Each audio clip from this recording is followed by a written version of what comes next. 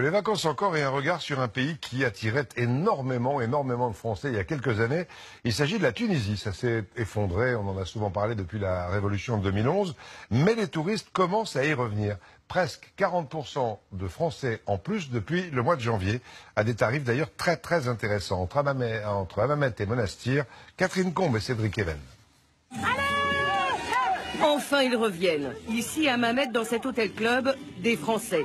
Ils sont cette semaine 175. Il n'y en avait quasiment aucun l'année dernière. Soleil, animations et farniente ont peut-être eu raison des peurs ou des appréhensions.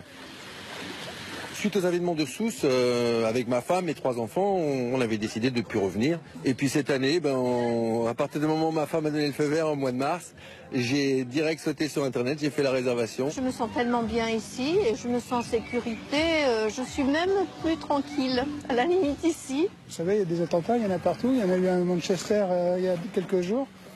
Ici, on est aussi en sécurité qu'à Paris. Depuis 2 ans, le directeur de l'hôtel peinait à remplir ses 226 chambres.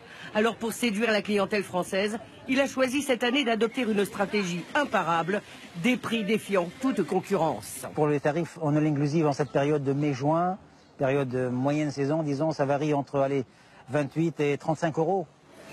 All inclusive, c'est-à-dire tous les repas, les boissons à volonté. Voilà. Ces tarifs permettent tout juste aux directeurs de payer employés et fournisseurs. Ils comptent sur les 3 mois d'été pour se remettre à flot financièrement. Une rentrée d'argent qui serait la bienvenue.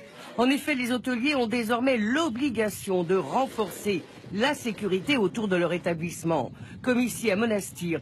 Et cela a un coût, 15 000 € pour cet hôtel. C'est sûr, de voir des gens de la sécurité qui sont présents sur tous les points importants, de savoir qu'il y a des caméras, ça les rassure. Mais les hôteliers des stations balnéaires ne sont pas les seuls à espérer le retour des visiteurs français. Dans d'autres lieux emblématiques, comme ici à Sidi Bou Saïd, à côté de Tunis, les commerçants aimeraient bien voir la situation s'améliorer. On a passé des mauvaises années, surtout le marché français. Ça, c'est le base pour nous. La confiance, ça reprend de plus en plus. Les Français reviennent. Bien sûr, tout le monde y revient, les Français, tout juste pour avoir la sécurité, un peu de confiance, on va reprendre comme d'habitude. En Tunisie, 1/3 de la population active travaille dans le tourisme.